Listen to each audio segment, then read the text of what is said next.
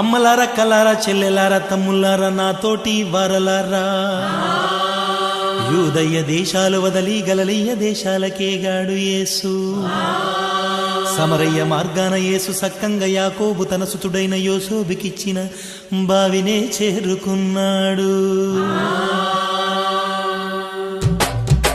అలిశాడమ్మా నా అందాల రాజు, సొలిశాడమ్మా నా బంగారు యేసు.